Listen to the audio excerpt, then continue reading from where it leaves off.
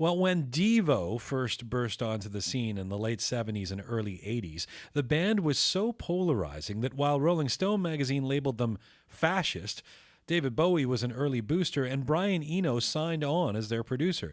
Their hallmark sounds were jerky, mechanical riffs, unusual time signatures, and atonal jazz, but they still found a way to make it all pop. They were a visually coherent outfit from their first concert on that anticipated the world of MTV by several years and became a staple of music television when the concept finally caught up to them. And more than any other outsider band of the era, they managed to carve out a niche inside mainstream culture, in part by poking a stick in its eye every chance they got with their debut album, 1978's Are We Not Men, We Are Devo. That album, together with Devo's mainstream breakout, Freedom of Choice, featuring the hit song Whip It, have just been remastered and reissued by Warner Brothers, the first steps in what the band call a master plan to relaunch Devo in the 21st century. And joining me are Devo co-founders and brothers, Jerry Casale and Bob Casale, around Studio Q. Hello to the two of you. Hi. Hello. Good to have you here. Did you write that intro that spoke the truth? Because Warner's keeps looking for a new kind of little, bio intro, and that was the best one I ever heard. Well, you can have it. It's out there now. It's on the air, Fantastic. so it's all yours. Print it up. This is an interesting time for you. You're just on the completion of a big tour you've been doing. You've just re-released two of your iconic early albums, as I was saying. And this tour has seen you playing those albums across North America back to back. Why was this the right time for a relaunch of Devo, and particularly these iconic first albums? Well, it was now or never to come back and reclaim the Devo territory that we staked out when we were the pioneers who got scalped. Like you said, Rolling Stone called us fascists. People were somewhat horrified. Some people hated us. Some people loved us. But radio certainly didn't embrace us, and Whip It was a fluke that it got on the radio because one kind of very powerful programmer named Cal Rudman championed the cause way back when. We weren't a result of like the machine working for us or payola or anything else. And guess what? 30 years later, de-evolution is not a quack art school smart-ass concept. It's a reality. And certainly in the States, when we talk about de-evolution or anybody mentions it in print, everybody goes, oh yeah, de-evolution, yeah. It's just a fact. It's happened. It's real. We didn't want it to be real, but the good news is that it's like global warming or something. You get people to admit it's happening, and then you can move on. And that's where we are today, moving on. I want to come back to the present, but let me take you. Let's go back because you've just done a perfect segue, and we talk about de-evolution or devolution, if you will, for people to make the tie out there. If you, this is a school of thought or a notion that you guys came with when you emerged in the early '70s at Kent State and in Ohio. What was happening in the zeitgeist at the time for you that precipitated de-evolution? Well, I think what was happening for us was the same thing that was happening for everybody in our age group, which was disillusionment and disappointment, that none of the kind of propaganda about forward progress and the wonders of capitalism turned out to be true. And what we saw is a world that was getting more dysfunctional and people that were actually getting dumber. That is, less able to process thoughts or information. Like they couldn't look at things critically or couldn't look at things rationally. They repeated things like, the sheep out of Animal Farm and went for sound bites. And that idea we saw then has become mainstream corporate culture now. Bob, when you guys started out back then, it's almost hard to tell reading the literature and reading the accounts of this. Did you start this as an art project, a satirical, political group, or a band, a rock band? I mean, what did you see it as? It only evolved into a band. It just evolved into a band. Devolved. Devolved into a band. It was, it was discussion. It was ideas, and then it became, well, if these ideas were to come to fruition, and what kind of music would that result in? So you didn't actually start as musicians coming together saying, let's be the Beatles. Well, no. Not at all. We played music, each of us in our own way. Mark was classically trained pianist. I had learned to play the bass because I grew up loving music, ever since Elvis. And I played in a blues band. Bob played in some bands. He played rhythm guitar. But I was mostly a visual artist, and I was teaching art. And I met Mark right after the killings at Kent State because the university was closed, and I had to work off campus in a art dormitory, and he was coming in there at night, and I kept seeing his work but hadn't met him. So we were visual artists, and Devo was a kind of, semi-serious high and low joke. It was an art movement, Art Devo. And we were responding to the hideous culture we were surrounded by. When was the first time that you got an inkling that this could not only be a band, but a successful band, or a band that people would be interested in coming and seeing? Probably when we were hired surreptitiously as a cover band. This is how we would get to play anywhere. We were hired as a cover band to do what was it, WHK? Or no, WMMS. What big MMS station? that was the Halloween. The Halloween party. Yeah. They thought they were hiring a cover This is band. in Ohio? In Cleveland. Yeah. And we came in our gray fireman's jumpsuits and these clear plastic masks, blue plastic hard hats, and announced we were Devo, and our first song was a cover of Bad Company, and we launched into one of our own songs. It could have been Be Stiff or The Last Time I Saw St. Louis, but they quickly hated us. I mean, it was a crowd full of people in Halloween costumes, and they'd been doing nitrous oxide. Right. So you had these big jocks dressed like Frankenstein, werewolf, and girls dressed as prostitutes, of course, because they always choose that on Halloween. Right. And they started like screaming at us, "You assholes," and then throwing beer bottles at us. And that's when you knew you could be a successful band. Yeah. I love it. Yeah. That's perfect. Speaking of that, and speaking of you talking about my introduction to you and Warner Brothers searching for the apt or the perfect press release or bio, your Devo has often been described as misunderstood, a misunderstood band. In fact, your own official bio calls Devo misunderstood. What's the central thing that people misunderstand? What's the greatest misconception about Devo, Jerry? Well, that we weren't pop artists, that we were fascists and clowns. I mean, we were trying to entertain people. We were trying to inform people. We were reflecting on stage a warning.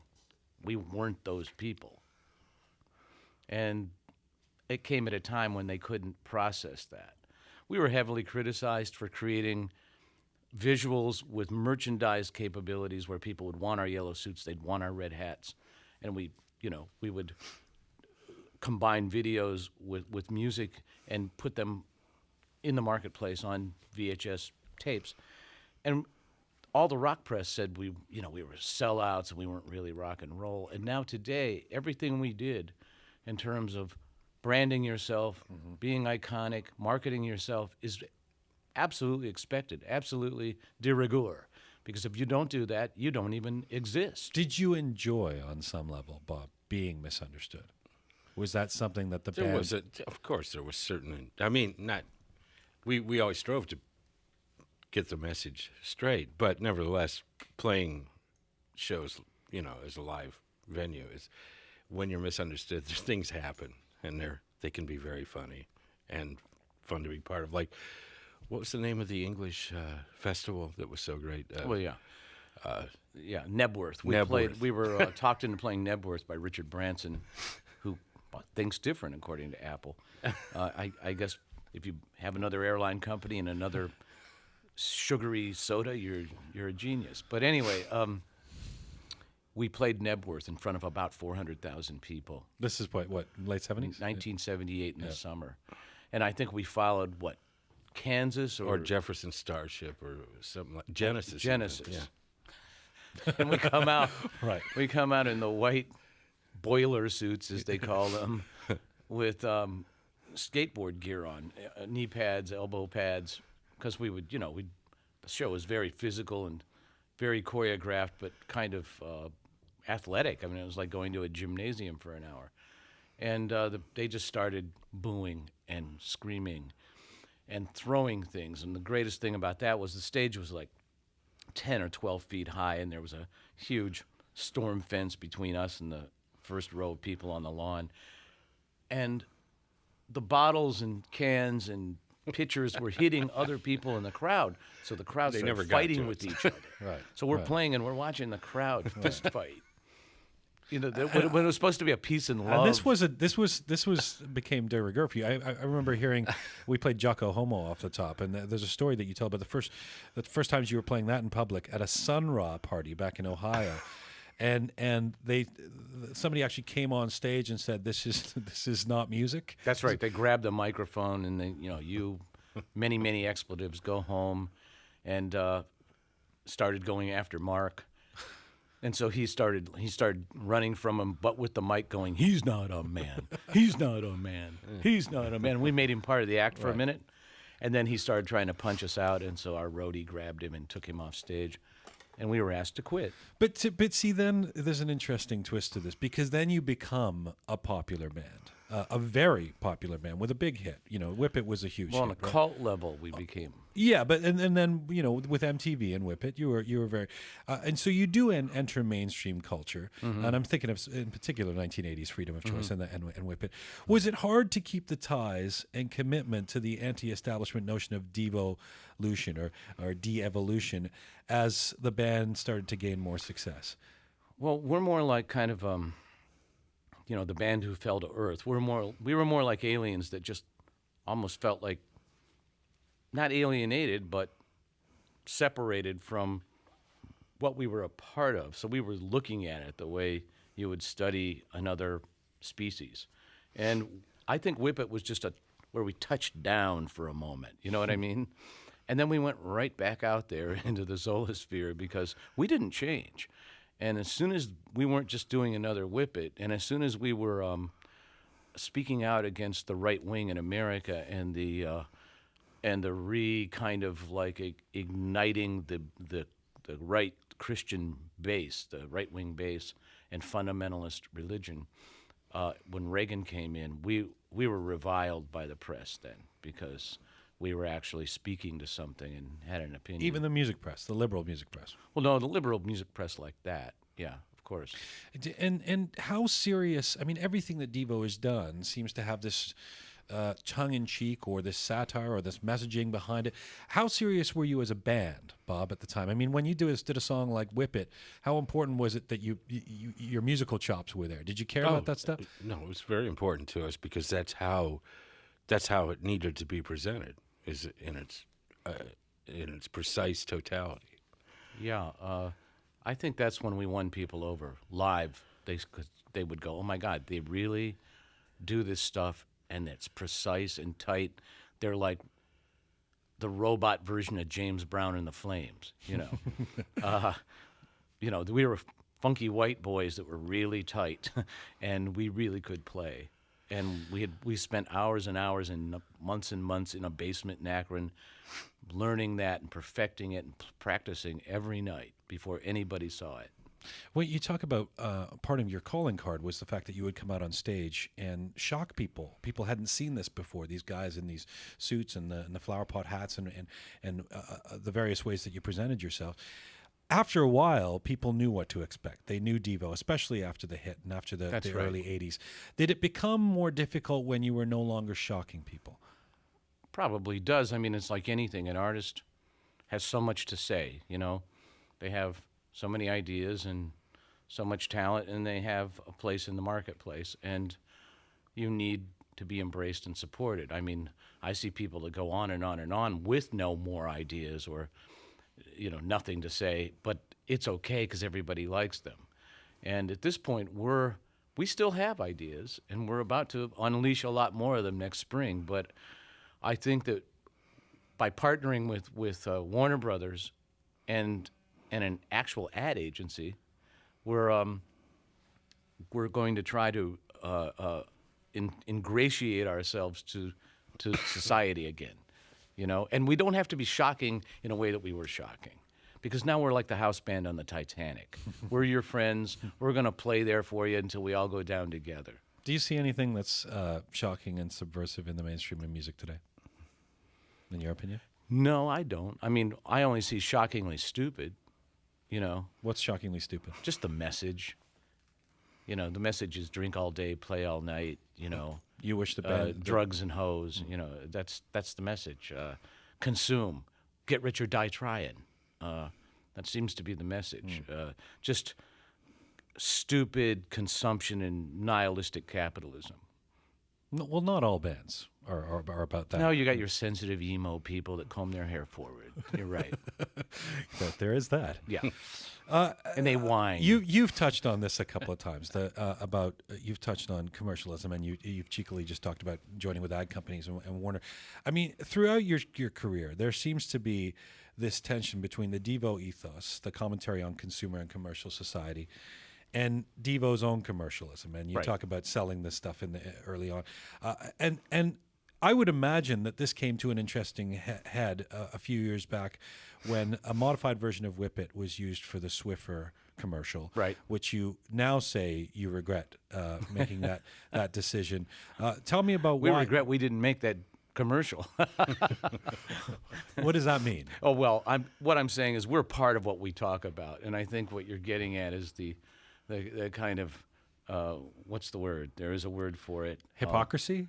No, it's not hypocrisy. It's like a double-edged thing. Just It's a dichotomy. duality where you have to be partly what you're talking about, or else nobody'd be listening to you.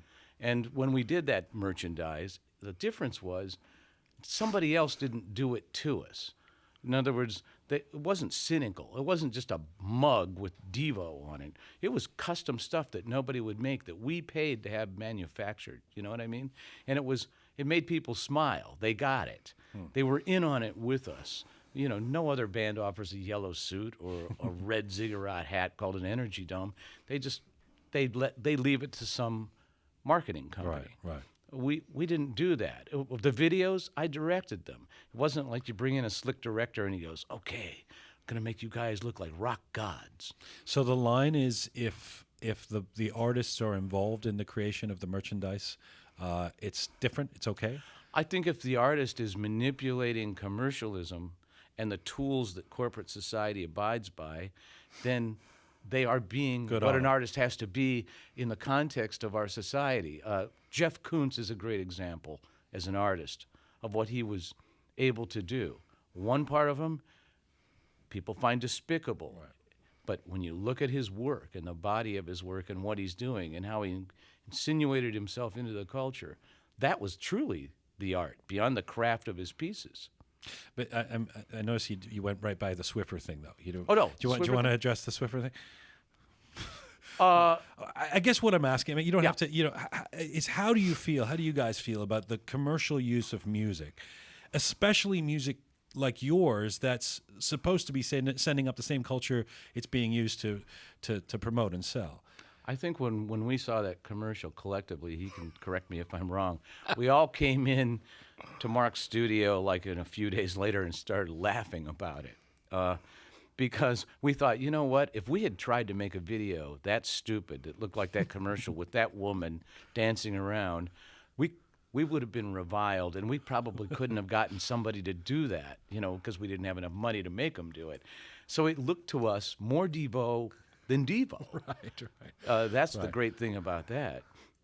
But so what was the regret part? I don't know. Who said we regret it? Oh, you don't regret it. Well, we regret that we didn't make money off of that. We made a little, But it's open for business in that sense. of course. The catalog. That's right. And now we were always a do-it-yourself, hermetically sealed, alternate world aesthetic, right? We're looking at it now in a different way. We can't be those guys you're talking about. You can no longer shock people by walking out on stage in a costume and making a certain move. Nothing's shocking. And everything's so hardcore. The whole world is, at least in the United States, is like hardcore porn. The only thing shocking would be, you know, the cow sills at this point. So what we're doing now is, what's shocking is we're actually asking other people what they like and what they want. We didn't care in the past what anybody liked. So we have an ad agency, and we're creating focus groups, and they're listening to our music, and we're showing them different images. We're taking the tools of corporate culture and actually playing with them and letting the public know You're this is what we're- exploiting corporate culture. Yeah, The genius of Devo. I see. you're going to next year be able to log on and see and go to a site and see these focus groups in action, see video of them. Well, you know you're back in the zeitgeist in a big way, in a popular way, when McDonald's creates little characters that are based, that look very much like New Wave Nigel. New Wave Nigel. So this was last year. McDonald's put out a Happy Meal toy called Yes. New Wave Nigel Yeah. that really looked like a Devo character, borrowed from your trademark Energy Dome hat. Yes, You sued. yes. So why was that so irksome? Well, we're not allowed to talk about that, but I have to say that McDonald's is antithetical to the continued existence of the human race on the planet. So that's a particularly egregious association. And let You me didn't tell laugh about that one. No, let me tell you this. Don't mess with McDonald's. I would have guessed that. I could have told you that before. So, Wow. but you did settle, right? Oh, yeah. I know you can't talk It never about the happened. Yeah, it just right, never. right. It never happened. All right. There is only the village. Well, I'm glad that you've There's kept your only the I'm village. glad that you've kept your opinions about McDonald's to yourself, so that no one knows how you feel. Both of you guys have done a lot of work in the commercial world these days. You've worked with Mark Mothersbaugh, Bob, as a high-profile creator of music from everything in TV shows to movie soundtracks and video games. Jerry, you've directed a lot of TV commercials. How do you decide at this point what to take on? And is Devo, in your opinion, part of the calling card when people come calling you? Well, I personally don't think I would have gotten the opportunities I got without having done one thing right, which was Devo. I think people are interested in letting me direct commercials because of all the videos I directed that started with all the Devo videos. And I couldn't speak for Mark, but I have a feeling, because people like celebrity, that the same thing may be true. But of course, if you're given the opportunity, you have to be ready to deliver. So if you get up at bat and you strike out, that's the end of it. And True. obviously, we can do more than one thing right. But it's apples and oranges for me. I did the commercials, frankly, to survive and pay the rent. And Devo was critically successful, but not monetarily successful. So I did that, and I know it's apples and oranges for me, because primary creative is Devo, where you are being paid to be you. You have a voice in the marketplace because of you. The other thing is solving problems. Other people come to you with an idea.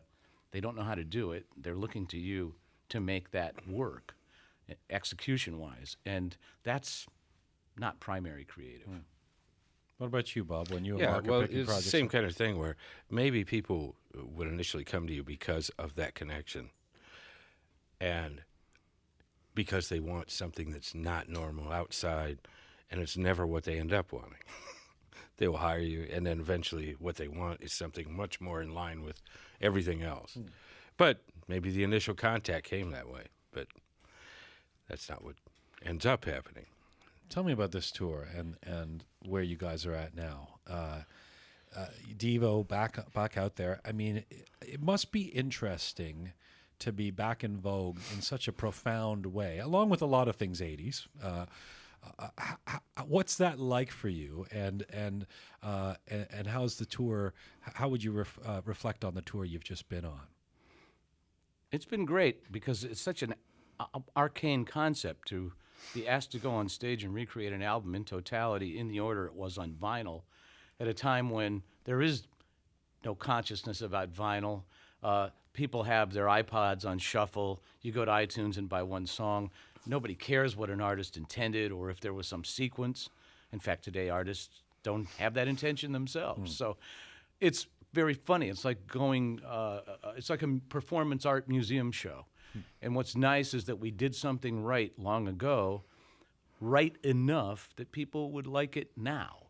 And that's what's cool. So by reissuing these records and doing these shows, I think we're letting people know what we did right at one time that's still relevant in the modern world, and B, is a platform to tell them we're back and expect a whole new Devo assault in the spring. Well, before the "We're Back" part, do you resent being part of being seen as an '80s band or a '70s '80s band, being a part and parcel of that era that you were in a sense lampooning? That'd be silly.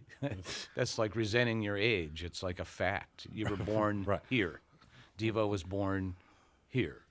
So then, the future. Now, you're clearly embracing the master plan. We've heard a little bit about it here, but I've also seen you say that a new studio album, your first in about 20 years, That's right, 20 years. is in the offing. This has been promised for a couple of years now. So, Right. is this something we're going to see in 2010? Absolutely. And what is it? What is it? Yeah. Well, we like to call it what we're doing something for everybody. Because What does that mean, Jerry? It's a new friendly fuzzy Devo, It's like I said, we've now taken these tools of the way corporate culture works, and we've fashioned these songs with other people in mind, in terms of what they like and what they want from us. And can you give us an example of what Devo thinks it can bring to the 21st century? Well, as the artist Raymond Pettibone once said, "I can still fill a spoon." We think we can come. There's like a generation of bands that we really like, by the way, who all cite us as a big influence in their work, both conceptually and sound-wise, and anywhere from 90s bands like Nine Inch Nails and Kurt Cobain to now like LCD Sound System, James Murphy, the Ting Tings, the Kills, Mastercraft. Fatboy Slim loves us and talks about us, and Justice. And so we think we can come right back in there. We think there's something that we did that's quintessentially modern, and our songs now will not sound like a band from the 80s at all.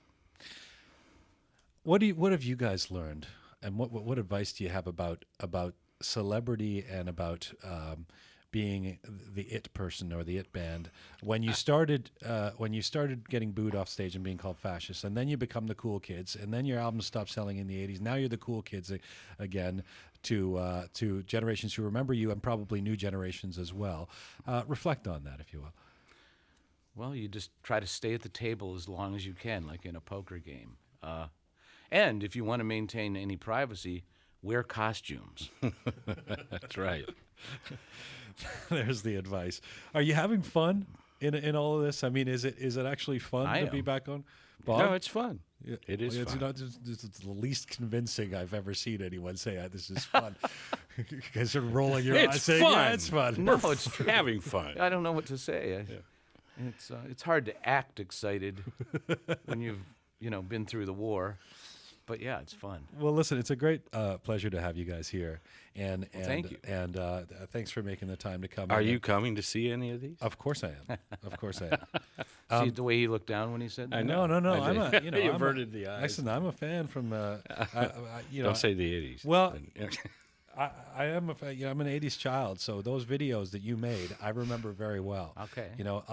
But let me ask you this. Now we were going to play "Whip It" as we Yeah. go out because it's the iconic song yeah, that people know. sure. But I don't know, is that something you're okay with, or is that something Absolutely. you don't distance yourself because it's your big hit? No. All right. We didn't write it trying to write a hit. I think that should be obvious. We just wrote songs we liked, and we put them all on that record. And friends and record company people and marketing people all said, "Girl You Want, freedom of choice, man, that's your hit." And we thought, okay, if you think so. And then suddenly, 6 months later, after they failed, Whip It was being played everywhere, and they're going, "Whip It? What the hell?" And we just went, "That's great," because we didn't pick it. And it was not a song about bondage and discipline, sadomasochism, or masturbation, what everybody thought it was. Yeah. It was a song about making kind of a joke on all that stuff in America, all that motivational, Tony Robbins, Andrew Carnegie, "You're number one, there's nobody else like you, you're special," that hucksterism. And Thomas Pynchon had been making fun of that in Gravity's Rainbow, and he wrote limericks in there and little parody poems. And I just thought, I'll try one of those. That's what I was doing. But I didn't want to tell anybody at a radio station or a magazine that, because as soon as I would, their face would go from all excitement to like, oh, like it's not about sex, you know. So I shut up. And then we made a video to make sure it fulfilled what they wanted The to see. fantasies, yeah. Right. A perfect setup. We'll play it. Bob, Jerry, thank you very much for this. Thank you. That's Jerry Casale and Bob Casale of Devo. Reissues of their classic early albums, Are We Not Men, We Are Devo, and Freedom of Choice, are out now from Warner Brothers. These discs include live versions of album songs, along with remastered versions of the original tracks. And Jerry Casale and Bob Casale join me here live in Studio Q.